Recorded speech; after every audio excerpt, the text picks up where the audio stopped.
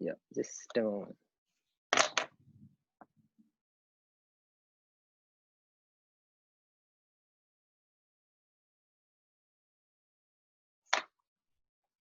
Yeah, we'll start.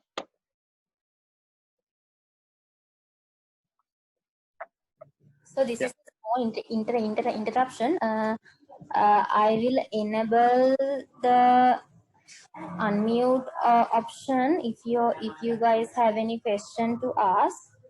Otherwise, please mute your mics.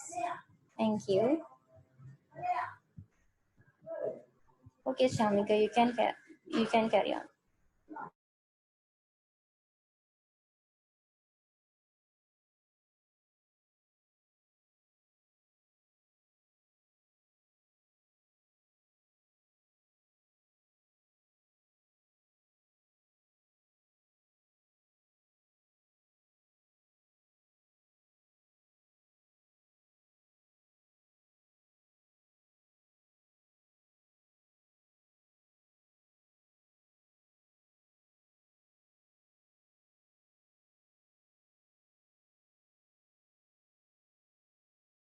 Yeah, sorry for the delay.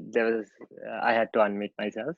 So, hi guys, good evening. I'm Chamika, and I believe today is a pretty exciting day for you all, and for me, and for every Sri Lankan. And why not we spend hour and a half or so on learning about something new or getting to know better about something that we already know? And according to the introduction, and as you all know, I'm an undergraduate of University of Moratuwa, and I'm from a very contemporary background, as you all. And I do not want today's session to be a lecture, but more of an interactive conversation where we would all share what we know and gain something to take away at the very end. As well, I have to tell you guys that even though it says that this will end at 7 p.m., like on a special day like today, I don't want to take that much of time. And clearly, I just want to give you an introduction about what I'm going to speak about. So maybe it will prolong for 30 or 40 minutes. So this is part of a series of webinars where I'll be discussing an integral part of computer hardware security. And the first two webinars are basically concentrating on getting to know about the background, which will help you for the last two webinars, which will be especially concentrating on the security aspect.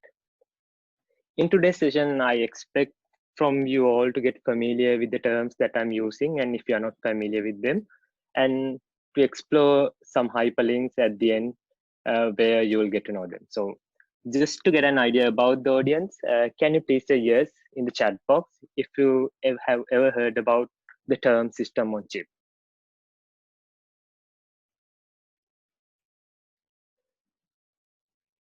Yeah, Tarak says yes. Anyone else who has ever heard the term that system on chip? Yeah, great.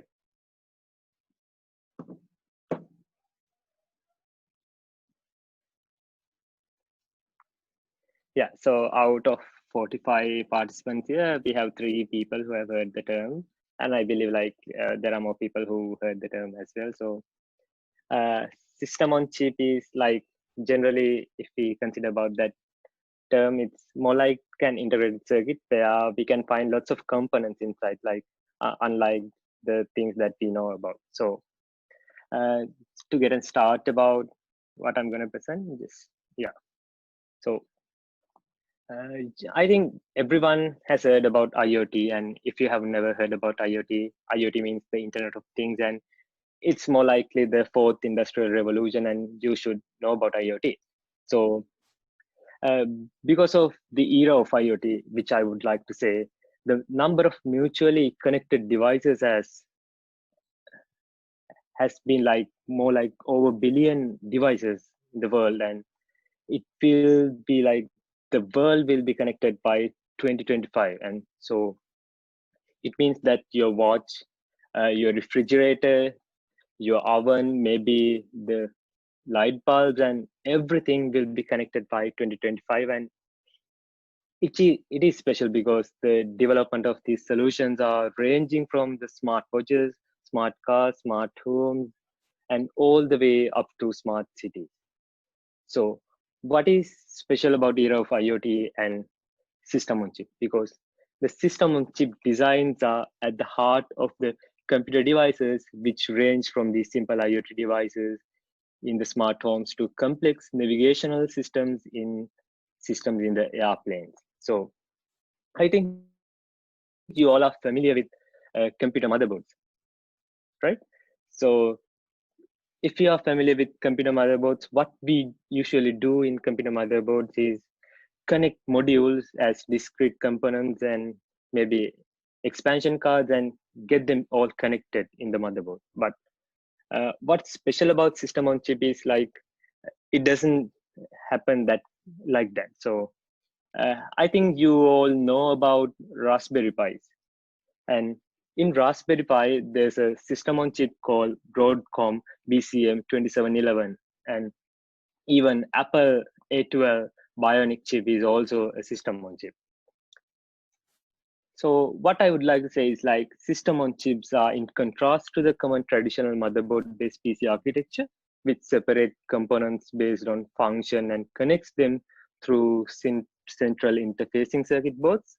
As you all know, like we connect the processor there, we connect our VGA cards, and we connect our RAMs, and all are connected and they can be detachable or replaced. So, but in system on chips, they integrate all these components into a single integrated circuit as if these functions were built on into a motherboard. So that's in simple term what a system on chip is like. If you ever wanted to know like what a system on chip is like, the simplest answer would be an Apple A12 Bionic chip. So these are some system on chips that we can find. Like one is Qualcomm Snapdragon and the Samsung Exynos, NVIDIA Tegra, and Apple A12 Bionics. So what I can say is like today system on chips can be found in almost every smartphone. And even if you have not heard about the term before, now you know that you are a lot closer to system on chips than you have ever thought of. So when you see Apple A12 Bionic chip, what comes to your mind is a processor. Like we are really familiar with the processors because like we've seen the transformation of processors over the like we might have used Pentium 1 or 2 when we were children, and then we had like Pentium 4 core to do dual core and processors, and now we are at Core i7 and Core i9. So what comes to our mind when we see Apple A12 chip is like this might be another CPU. So in simple terms, if I am to explain about what a CPU is and what a system on chip is like, CPU is a math genius, and whereas a system on chip is a complete package. So CPU is a very fast calculator. It fetches data from the memory and it performs some kind of arithmetic or logical operations on the data. And it requires a whole framework of other silicon chips to perform tasks of a computer, a memory to hold data, an audio chip to decode or amplify music, and a graphic processor to draw pictures on the monitor.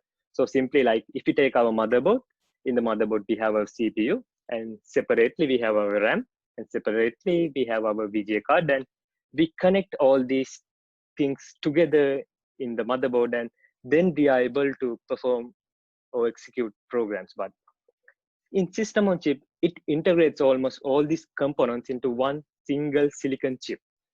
So in this silicon chip, we can see a GPU, a memory, maybe a USB controller, and power management service other than for its processors. So it's more likely that the entire motherboard is fit into a single silicon chip. So that's a system on chip. And of course, like a CPU cannot function without dozens of other chips, and it's possible to build a computer with just one single system on chip. So I think now you all have an idea about what the system on chip is. So as you all understood, like compared to CPU, since the system on chip is a single silicon circuit, it needs less wiring. And as you have seen, the Apple A12 Bionic chip, it fits into a mobile device, it's almost the same size of a CPU, and it provides more functionality because as I said, like it has a GPU, it has like other, it has a memory, USB controller, power management service, and etc. So it provides more functionality, and since it can be fit into mobile devices and IoT devices, we could say that it has lesser power consumption compared to CPUs. And this is not true for all instances, but for most of the instances, I can say that system on chips have a lesser power consumption. And of course, it provides better security at the hardware level and the firmware levels, because when we are having less wirings and everything is together and connected, the security is better than when they are not together. So let me take an example. So I think you all are familiar with Apple A12 Bionic chips. So this is how the inside of an Apple A12 Bionic chip. So it has 6 CPUs. Other than its 6 CPUs, it has 4 core GPUs and a neural engine. Of course, in the neural engine, it has accelerators for machine learning, which is of course a new thing coming up in system on chip. So we can have lots of accelerators inside the CPU, inside the system on chip. So I think I'll explain it in the later webinar. So it has a image signal processor, depth engine, HEVC encoder, video processor, and lots of things inside this chip. So it's not just a component with 2 mathematical operations, and it has various other components built inside it in a single chip. So that's what is special about a system on chip. And I think now you have a pretty good understanding about what the system on chip is. So let me go to the definition of a system on chip. So system on chip is a chip that combines the required electronic circuits of the various computer components into one single integrated chip. So as you can see in the illustration, it has a CPU, GPU, memory, DSP, connectivity module, and various other modules. And modern system on chip designs contain several highly sensitive assets such as encryption keys, device configurations, on device protected data that are responsible for keeping our personal, financial, and intimate physiological information safe and secure, because it ranges from like our small smart watches till the control systems in the airplane. So it has a really vast expansion from the small IoT devices to larger devices. So when you see these components inside the system on chip, like you see CPU, GPU, memory, DSP, connectivity modules, each of these module is called an IP core. IP core.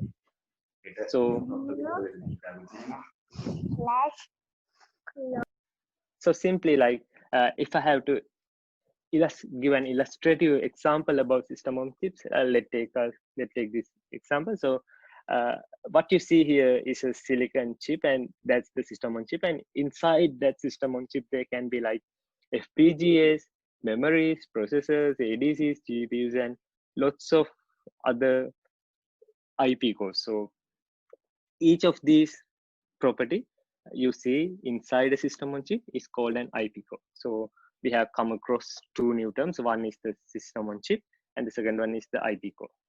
So to give an understanding about IP core, so IP core means the intellectual property core. So an intellectual property core in semiconductor is a reusable unit of logic or functionality or cell or layout design that is normally developed with the idea of licensing to multiple vendors for using as a building block of different chip design. So it's quite a lengthy introduction to intellectual property course, but I'll simplify it for you later. So what it says is like, if we consider one system on chip, there are many IP cores, but these many IP cores have different functionality. So in terms of functionality, some might be accelerators, some might be GPUs, and some might be FPGAs, and IP cores inside.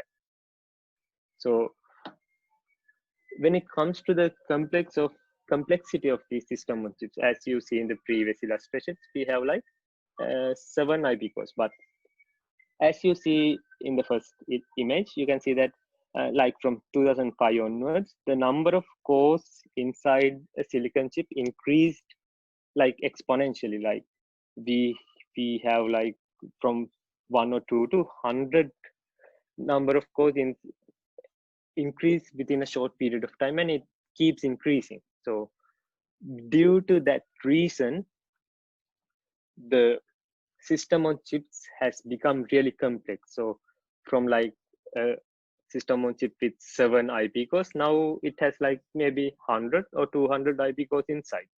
So the design of the system on chip has become complex, and because it has become complex, it has like various challenges to face.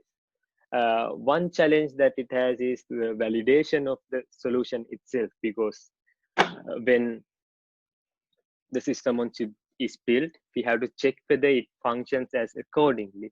So that's a problem which comes when we have multiple IP cores. And the second problem is like, if we have like hundreds of IP cores inside a system on chip, how these components communicate with each other. So for an example, if we consider this, so the CPU should communicate with the memory, GPU, the connectivity modules, and everything. So how these modules communicate with each other is also a problem. So these are the main challenges that comes because of the complexity of a system on chip. So why intellectual property course matters? So there are 3 good reasons that I can tell you. The first one is the increase of the system on chip complexity has led into significant increase in design and validation complexity, as I told you before. And because these reusable hardware IP cores based system on chip design from various vendors has emerged as a pervasive design practice in the industry to dramatically reduce and design and verification costs while meeting the aggressive time to market constraints. So it's a pretty lengthy sentence. So if you haven't understood what I said, so when we are having like several IP cores inside a system on chip, so because of the time to market constraint, like maybe like we need to deliver the system on chip within 3 months. So various IP cores are designed by several vendors across the world to fit inside the system on chip that we are going to design. So due to that reason, because of these constraints and the number of IP cores inside a system on chip, some of these IP cores are designed by various vendors, not who are designing the entire system on chip. So these might come from various parts of the world. So when we are having like third-party IP cores inside the system on chip that we are going to design, they might deliberately implant like malicious, sorry, they might deliberately have malicious implants inside of the system on chip, and those malicious implants are called hardware trojans, and they might trigger when we are using these system on chips inside a device, and that is a major issue in the system on chips, and I'll talk about this issue in the third webinar that will be held. So to get an understanding about the IP cores, so let's say that we have a system on chip which has more than 100 IP cores, and the designer of the system on chip only designs like the processors and maybe like 50 IP cores, and the other 150 IP core designs are from various third-party IP core vendors around the world. So this is designed at one place, but all the other designs of the IP cores are coming from the entire world. So this is a supply chain of a commercial router system on chip with components from multiple third-party companies across the world. So the issue is like this causes several security vulnerabilities in the system on chip because various designs are put together and this silicon chip is manufactured. So when we are having like multiple IP cores inside, like maybe 4 core CPUs, 6 core GPUs, FPGAs, memories. So when these are pretty much like maybe hundreds of 200s of them, so we need to have a proper method to communicate with these IP cores, as I mentioned. So in terms of communication, there are 4 aspects that we have to consider about. The first one is the topology. So if you have not heard about the topology, it is how like we connect different uh, IP cores together. So then comes the routing. Routing means the path that we use to go from one place to another place, like maybe from the memory memory to the CPU, which is the best optimal path that we are going to use. And then comes the flow control, like what is the speed that we use to transfer data from one place to another place. And then the architecture, like how we are going to build this to communicate. So these are the 4 things that we have to consider about. So to simplify about that, how communication works inside the system on chip, connecting these intellectual property cores, let us consider a road network for a city. So these are like several junctions in the city, and this road should be laid out, giving easy access to all the houses, offices, schools, parks, and etc., so that they all have the ability to get connected for their needs. And the developer of this road network may face several challenges due to the process, during the process, due to various requirements from different buildings. And like that person who is building the road is facing these issues, the designer of a system on chip also faces a similar set of challenges when designing the communication infrastructure connecting all those cores inside a system on chip.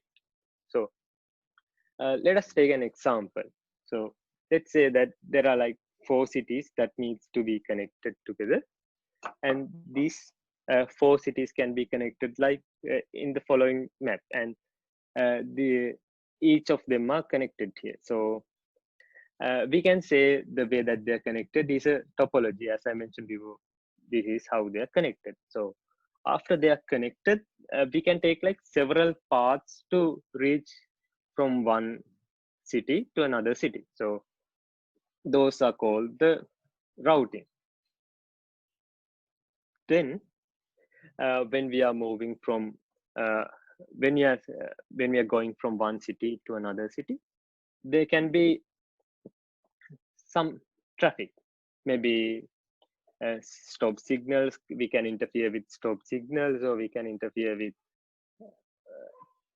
with green signals. So depending on the type of signals that we interfere, the time that is taken by us to reach the destination might be different. So that's about the flow control. And finally, it's about the accessibility of the road. So one road might be closed when we are going, and the one road might have like 4 lanes, while the other road is having like 2 lanes. So those things can happen in a communication network. So this is merely about developing a road network. So similar to developing a road network, when developing a communication network for these system on chip, there are several constraints and challenges that we have to face.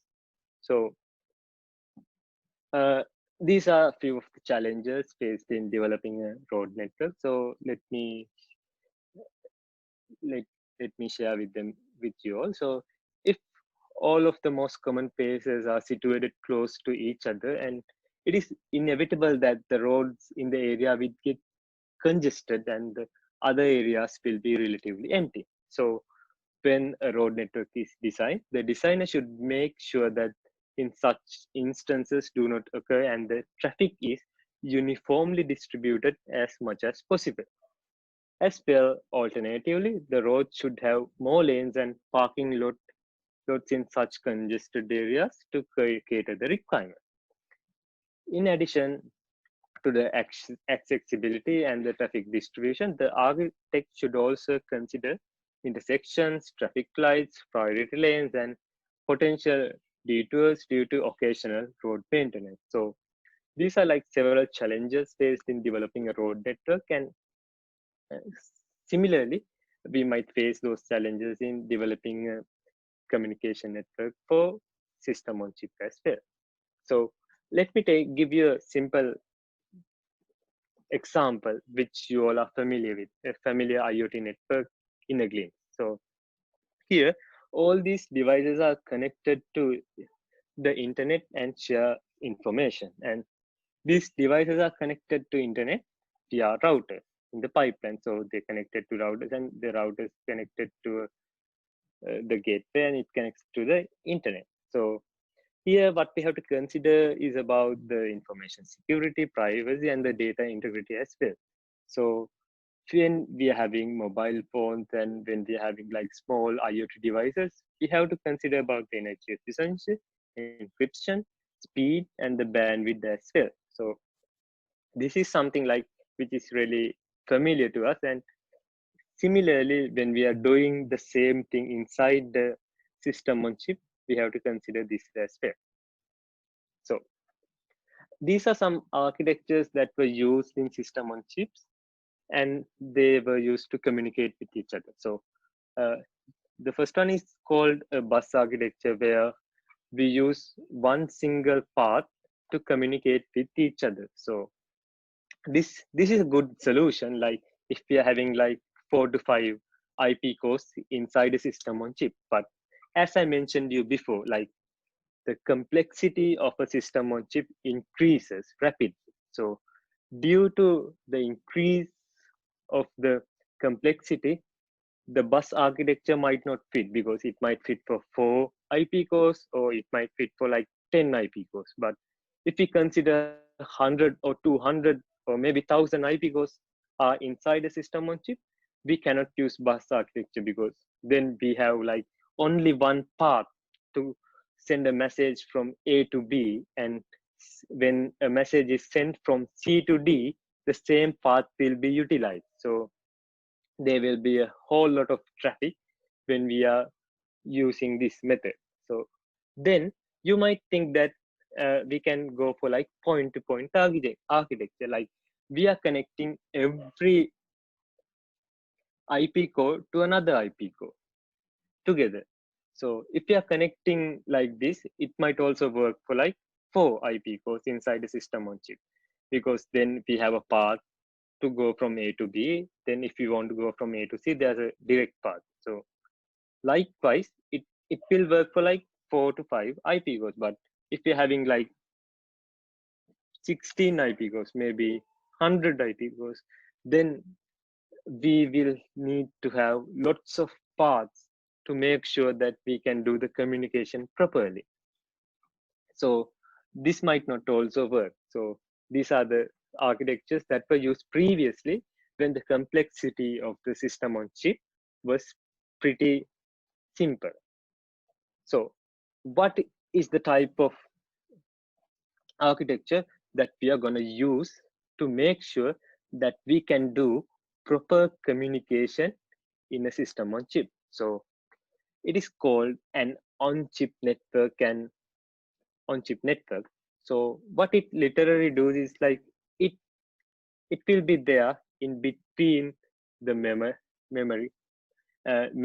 and the IP cores as a separate layer. So this will act as a separate layer, and it will take the messages and do the communication properly. So that's what happened if I explain it simply. So to give you an idea about what an interconnection network is, I'll explain you simply. So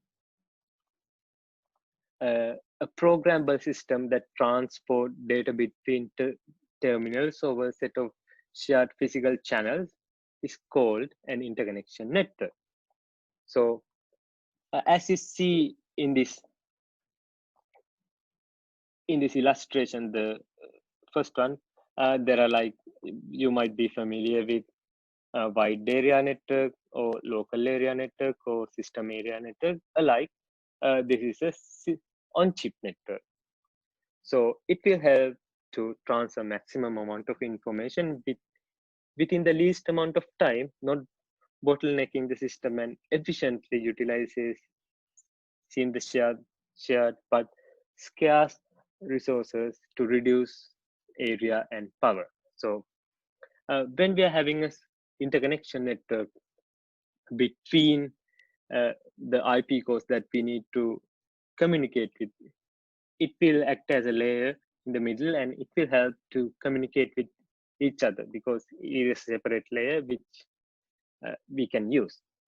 So when I am to compare this with the previous architecture that I suggested, like the bus architecture where there's only a single path which connects all the IP cores together, and they can utilize that path to make sure the communication is done.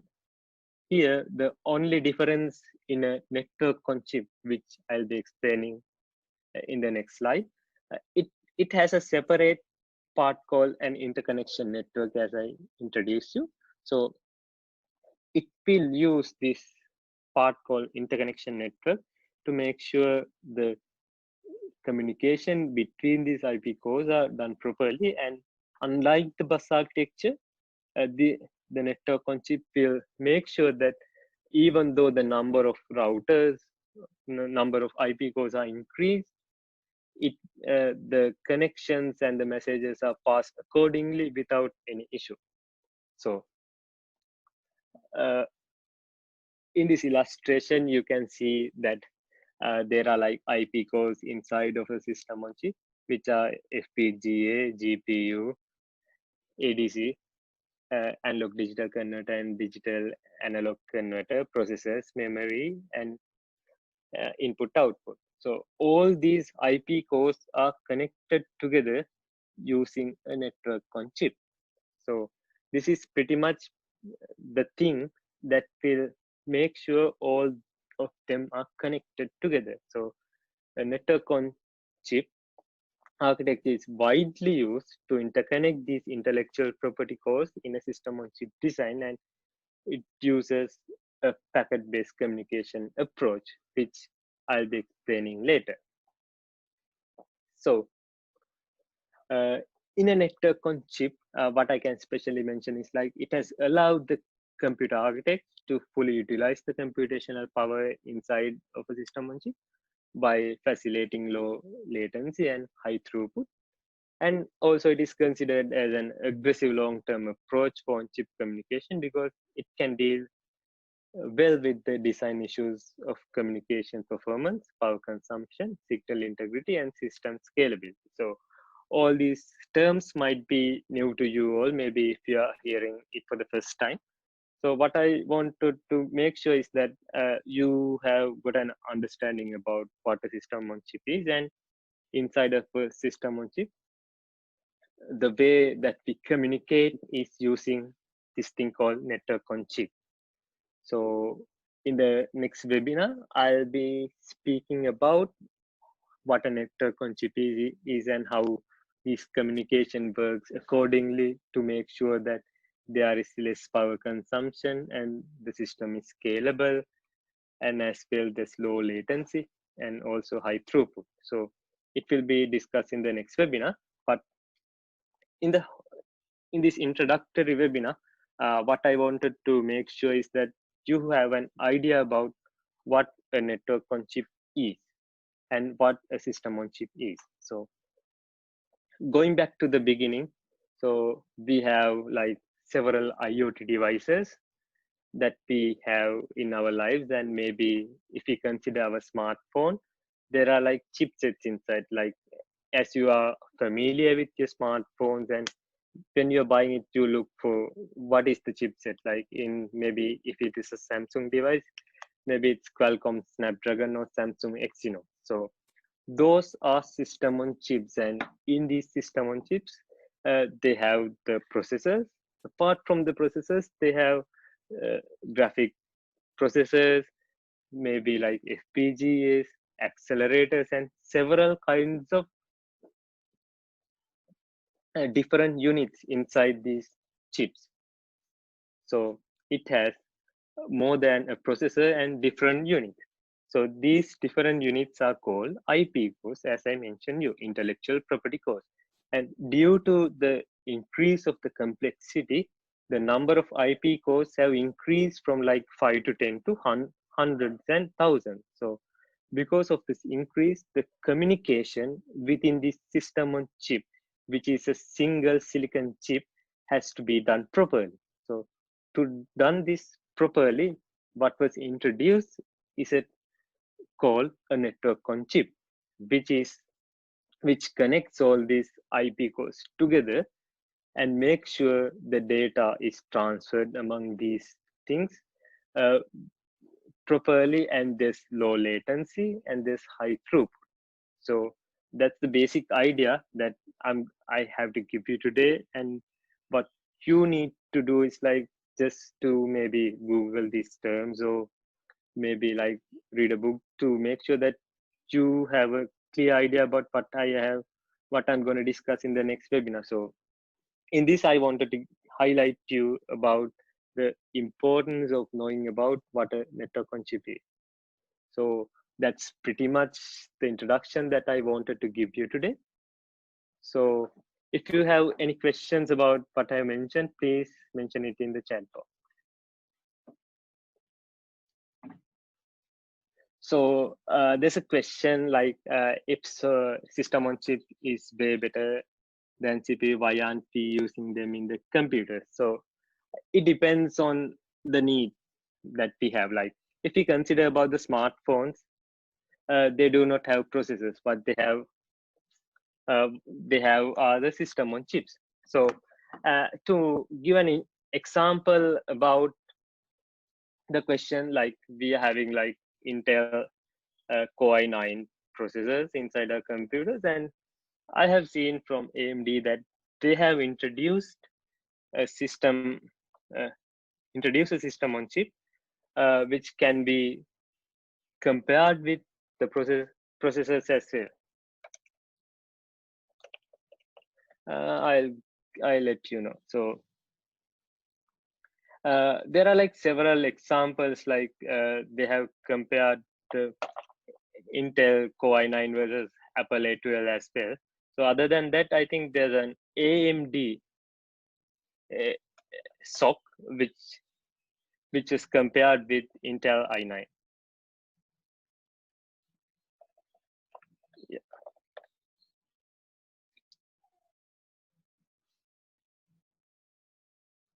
yeah. AMD Ryzen 9 4900HS. So the answer to the question is like uh, the system on chips are gonna dominate the processors, and they sometime in the future they we will not have processors in our computers that we are using for daily use, and we might have system on chips instead. But for supercomputers and maybe for like various high performing computers, we need processors because the computational power that we need for those computers are much higher than what we need for our desktop computers or smartphones. So due to that reason, we need both processors as well as system on chips. So it depends on our needs.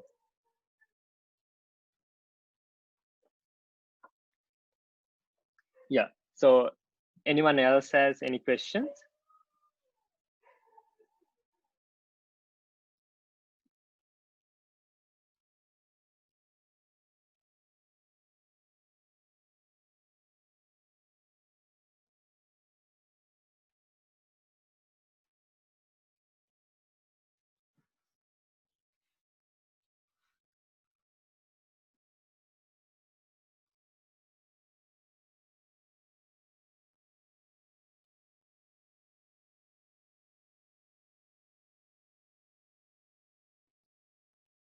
If you have any questions, please let know so I'll be able to answer.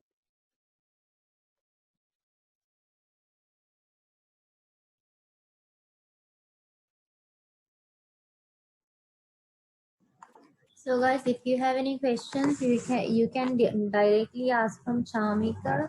Chamika, can you give give us some contact details or something like that for you to contact? Yeah. I'll drop my email here.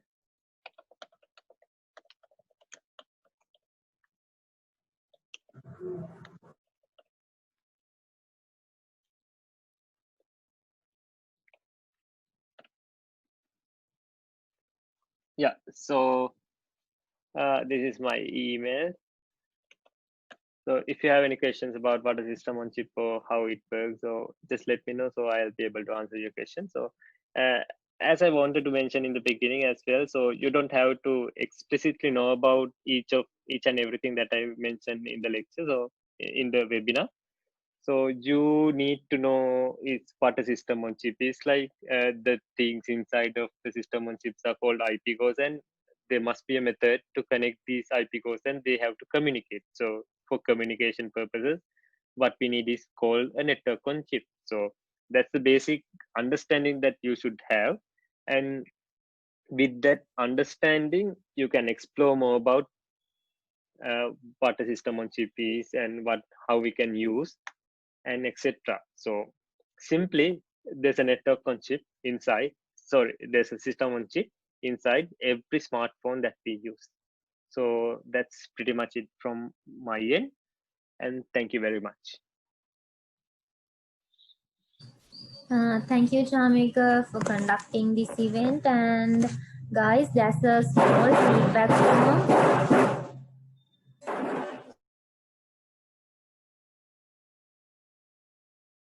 Guys, there's a small feedback form. I have put the link in the chat. So please take a few minutes to fill this. I'll show you. It's a small 3 to 4 questions are there. So hopefully this is the end of the event. So let's meet on the next event. Thank you, guys.